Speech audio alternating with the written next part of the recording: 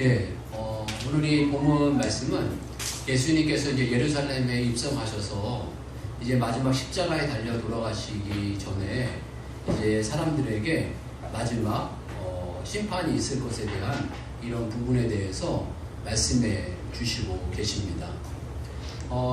이 뭐든지 이렇게 마지막이라고 한다면 되게 이렇게 좋은 이야기들을 되게 많이 하지 않습니까?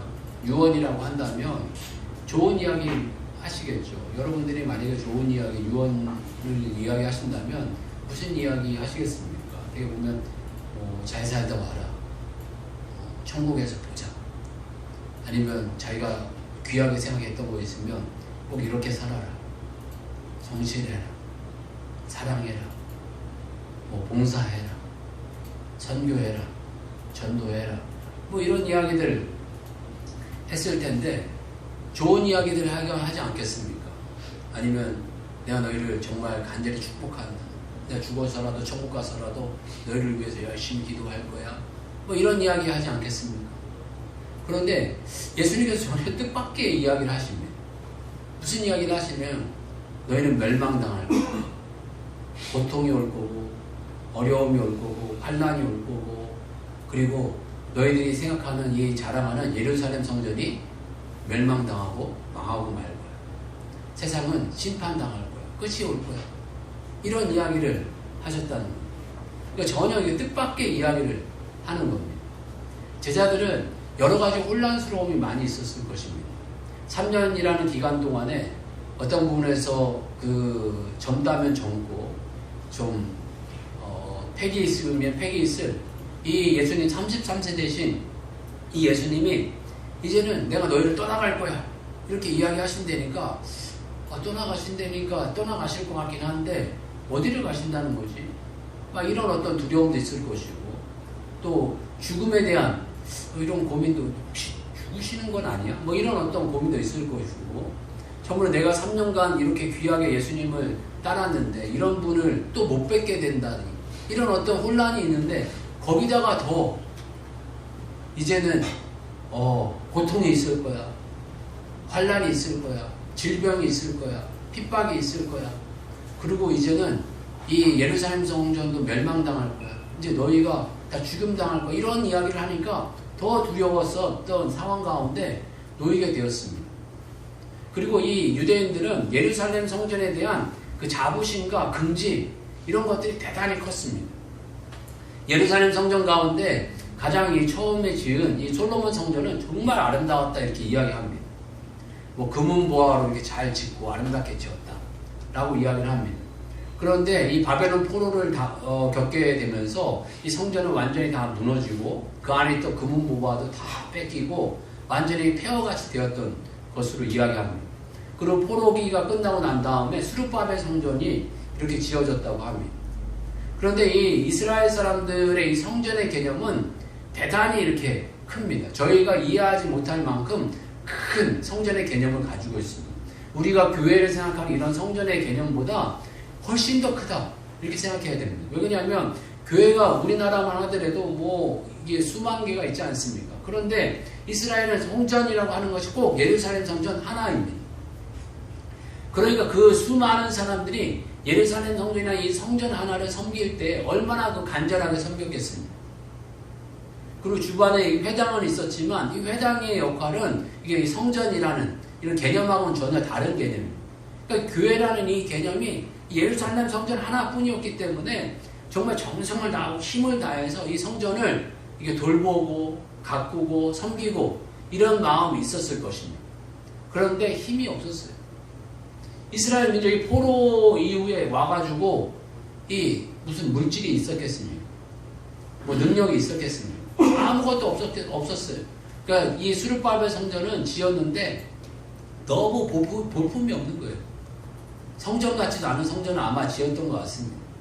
그리고 나름대로 또 성전을 지었다고 기뻐하긴 했지만 정말 예루살렘 성전, 그러니까 전에 솔로몬 성전에 비하면 정말 성전 같지도 않은 성전을 그렇게 지었던 것으로 이렇게 이야기하고 있습니다. 그런데 시간이 점점 흘러가지고 그런 성전을 어떻게 새롭게 할 수 없는 상황에 이르면서 시간은 점점 흘렀는데 이게 헤롯이 등장하는 이런 그 예수님 나타나시기 한 20년 전에 BC 20년대에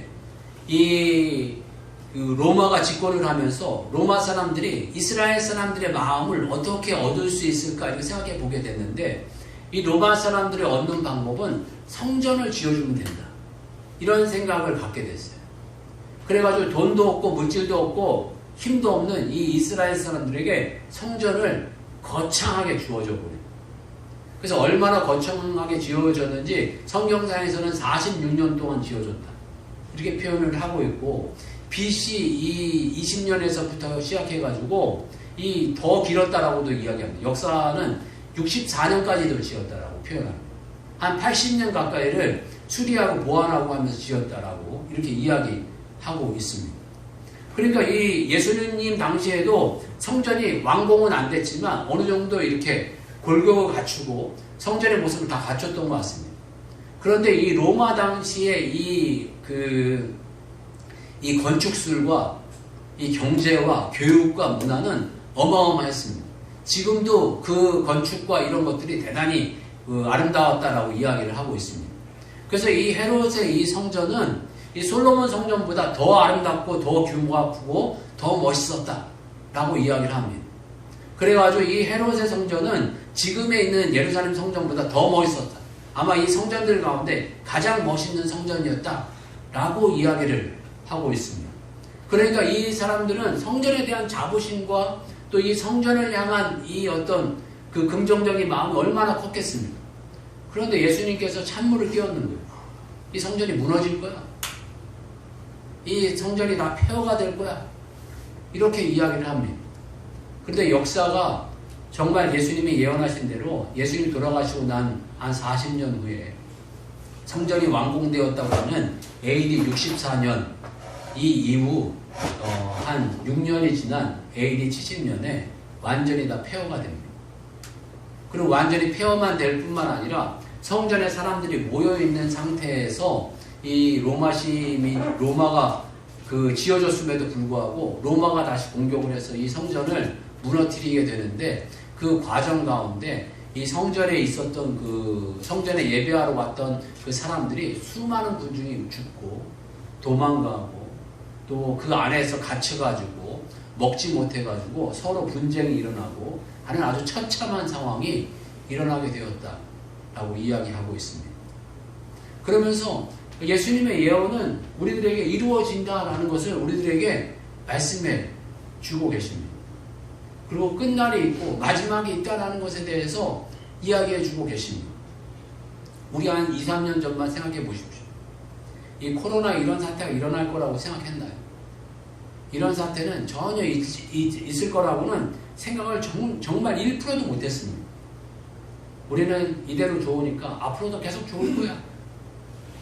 여행도 다니고 정말 요즘엔 세계로 여행 다니는 시대여서 그 명절만 되면 그냥 공항을 이용하는 사람들이 계속적으로 는다, 막 이런 이야기 하지 않았습니까? 그래서 가까운 어떤 제주도라도 가고 외국을 가고 막 이렇게 돌아다니는 시대에 있었습니다. 그런데 벌써 이제 코로나가 3년이라는 기간 동안에 우리를 꽉 묶어놓고 꼼짝달싹을 못하게 합니다. 그런데 이 안 좋은 일은 이 한 번만 오는 게 아니라 정말 안 좋은 거는 겹쳐서 옵니다. 좋은 것들이 겹쳐서 오지만 안 좋은 것도 겹쳐서 옵니다. 이번에 우크라이나 사태를 보게 되면서 여러 가지 생각이 많이 듭니다. 정말 힘없는 나라는 저렇게 쉽게 무너지는구나. 그러면서 우리나라가 힘 있는 나라인가? 이런 생각을 해보게 됩니다. 우리나라 정말 이 자주국방, 우리나라가 우리 자신을 지킨 적이 별로 없었던 것 같아요. 역사를 보게 되면 힘이 없어가지고 서로 간에 분쟁하면서 옆에 중국의 힘을 빌어가지고 이기려고 하고 이겼고, 그러다 보니까 우리가 일제치하도 우리의 힘으로 독립했나요? 아니에요. 독립운동이라 하고 그런 걸 하긴 했지만 일제가 무너짐으로 말미암아서 그냥 어부지리로 우리가 독립을 하게 됐죠. 우리 가까이 있었던 6.25 사면 우리 힘으로 북한을 무찌르고 이 중국을 무찌르고 이 소련을 무찔렀나요? 정말 수많은 나라의 도움을 얻어가지고 이게 우리나라가 쓴 나라예요. 그러니까 자주국방이 안 되는 나라예요. 그러니까 저희들이 정말 생각을 잘해야 되겠다 이런 생각들 많이 합니다. 그리고 내면적으로 힘을 좀 많이 길러야 되겠다. 정말 이게 그냥 먹고 즐기고 그냥 이런 거에 우리가 현혹되는 것이 아니라 정말 오늘 하루 먹는 거에 현혹되는 것이 아니라 정말 이 나라가 정말 튼튼하고 힘 있는 나라, 부강한 나라가 되기 위해서 정말 힘써야 되겠다. 영적으로도 힘이 있는 나라, 정말 육적으로도 힘이 있는 나라가 되기 위해서 힘써야 되겠다. 이런 생각들을 많이 하게 됩니다. 좀 어떤 부분에서 저희들이 그런 부분에 책임을 져야 될 세대가 아닌가 싶습니다. 어떤 부분은 저희들은 그렇게까지 이야기하기엔 그렇지만 살 만큼 살아온 부분들이 있는 거예요. 이제는 나를 위해서 사는 시간이 아니라 다른 사람을 위해서 사는. 이어령 교수님이 그런 어제 돌아가셨는데 돌아가시면서 많은 사람들이 비판을 했나 봐요. 뭐 이 일 저 일 자꾸 하느냐 이런 비판을 하셨었나 봐요. 그렇지만 자기는 우물을 파는 사람이다. 그런데 내가 우물을 먹으려고 우물 파는 사람은 아니다. 이 일 저 일 했던 것들이 이 일 저 일 하면서 우물을 파는 건 누군가가 먹으라고. 누군가가 시원한 우물을 먹을 수 있도록 우물을 파는 사람이에요. 어떤 면에서 우리가 아끼고 그 절제하고 힘을 기르고 이러한 부분이 우리가 먹고 잘 사는 게 아니라 다음 세대가 자라기 위해서 조금 더 힘을 기를 수 있는 그런 세대가 되었으면 좋겠다. 이런 마음을 가져보게 되었습니다. 그러면서 또 한 마음은 하나님은 왜 이러시지? 이런 질문을 하는 경우가 있습니다. 하나님은 사랑이신데 왜 이렇게 자꾸 전쟁이 일어나고 질병이 일어나고 어려움이 일어나고 환난이 일어납니까? 좋게 해가지고 형통하게 이렇게 지나가면 안 되겠습니까? 이런 이야기를 하실 때가 있습니다. 정말 하나님께서 마음에 합한 분이 있을 때는 그렇게 행하실 때가 있어요. 분명히 다윗의 시대에 보면 그 시대를 평안하게 하시고 사사기 시대를 보면 그 마음에 합한 사람이 있으면 그 사람이 그 죽기 전까지는 평안을 주시고 위로를 주시고 안전을 주시는 그런 때가 있어요. 그렇지만 하나님이 그 뜻하신 무언가 일을 하시기 위해서는 반드시 또 이런 고통과 어려움을 주실 때가 있습니다. 이 말씀을 보게 되면 우리가 하나님의 뜻은 알 수 없다는 거예요. 사사기 55장 8절에서 9절 말씀 보게 되면 한번 같이 찾아볼까요? 이사야서 55장 8절에서 9절 말씀입니다.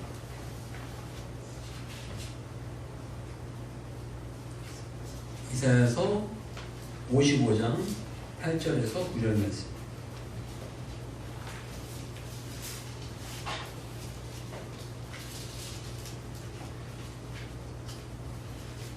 약 한 후반부 정도에 있습니다.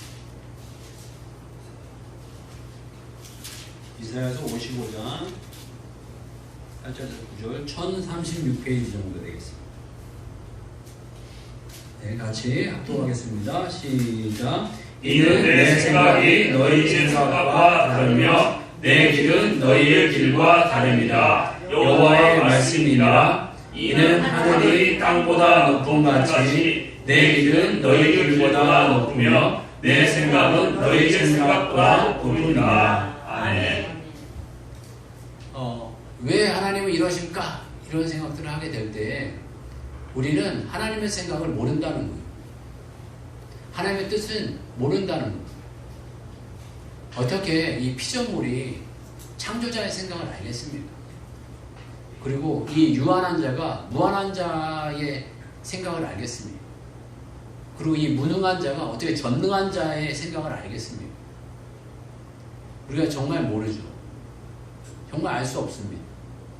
정말 생각하기에 하나님께서는 뭔가 우리를 이끄실 때 혹독하게 이끄세요. 축복하실 때는 넘치게 축복을 또 하시지만 우리를 고통을 주실 때는 정말 억소리 나도록 정말 아무 소리 못하도록 고통을 주시는 또 하나님이신 것을 돌아보게 됩니다. 그렇지만 하나님의 그 행하시는 일들은 우리가 알 수 없다는 거예요.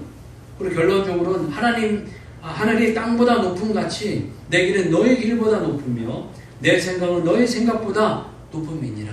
아멘. 우리가 알 수 없지만, 이해할 수 없지만, 그럼에도 불구하고 이런 고백을 드리면서 하나님께 나아갑니다. 아멘. 예수 그리스도의 십자가의 길, 정말 십자가와 부활, 우리 이해할 수 없습니다. 그 아들이 이 땅에 오시고, 그 아들이 이 땅에 오셔서 십자가의 고통을 당하고, 어려움을 당하시고, 또 부활하신 이 사건을 이해한다는 것은 있을 수 없는 일이 아닌가 싶습니다.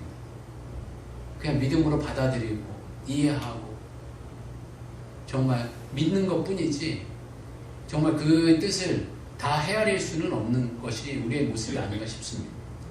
그리고 우리의 인생 가운데 정말 수많은 어려움들이 있고 이해 안 되는 부분들이 많이 있고 해결되어지지 않는 부분들도 많이 있지만 그럼에도 불구하고 우리들이 고백할 수 있는 것은 하나님은 선하신 목자다 아멘. 라는 것입니다. 우리가 찬양하듯이 선하신 목자, 날 사랑하시는 분, 주 인도하는 곳 따라가리. 주의 말씀을 나 듣기 위하여 주 인도하는 곳 가려네. 나를 푸른 초장과 실만한 물가로 내 선하신 목자 날 인도해. 험한 산과 골짜기로 내가 다닐지라도 내 선하신 목자 날 인도해. 아멘. 주님은 선하신 목자라는 것을 저희들이 고백하면서 나아가는 것입니다. 히브리서 11장 보게 되면 믿음의 선배들에 대한 이야기가 나옵니다. 믿음의 선배들이 다 예수님 믿었기 때문에 다 형통하고 평안한 길을 간 건 아닙니다. 이 아브라함 보게 되면 하나님께서 좀 세세하게 이렇게 하라고 좀 잘 이렇게 알려주시면 좋은데 말도 없이 가라 그러시는 거예요. 그것도 나이가 젊은 20대 30대도 아니고 75세대 안에 이 노인분을 가라 그러는 가라. 그런데 그 무모하게 가라 그러시는데 또 아들이 있을 거야 라고 이야기하는데 또 아들이 있을 거에 대해서 믿어요. 그리고 자충우돌하지만 또 아들을 얻습니다. 그리고 한 20-30년 28 이렇게 됐다라고 추정을 하는데 한 20여 년 지난 다음에 또 하나님 참 섭섭하게 아들을 바치라 그래. 그런데 아무 생각 없이 또 바칩니다. 참 이렇게 보게 되면 우리가 다 결론을 아니까 그냥 그렇게 이야기하지만 아브라함 입장에서는 정말 여러 가지 마음이 있었을 것입니다. 그러면서 믿음의 그 선배들에 대해서 11장은 하나 이렇게 이야기하고 있습니다. 그런데 이 믿음의 사람들이 이 믿음으로 그 삶의 어려움들을 극복했었던 키가 있었다. 어떤 축이 있었다. 라고 이야기하는데 그걸 11장 6절로 이야기하고 싶습니다. 이 히브리서 11장 6절 말씀입니다. 같이 한번 읽겠습니다.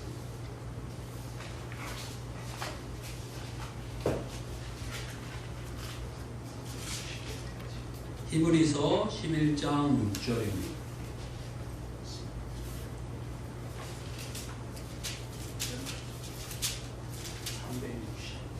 예, 365페이지 되겠습니다. 이제 신약. 예, 같이 한번 읽겠습니다. 시작. 믿음이 없이는 하나님을 기쁘시게 하지 못하나니 하나님께 나아가는 자는 반드시 그가 계신 것과 또한 그가 자기를 찾는 자들에게 상 주시는 이심을 믿어야 할지니라. 아멘.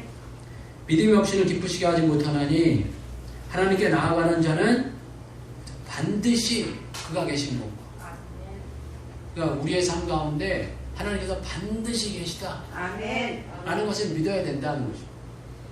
우리가 이해 안 될 때가 있습니다. 내가 행복하고 즐겁고 또 하나님께서 응답해 주시고 축복하실 때는 너무너무나 좋아서 하나님 너무 사랑해요. 하나님 너무 기뻐요. 막 이런 고백이 저절로 나오죠. 그런데 어두움의 터널을 지날 때가 있어요.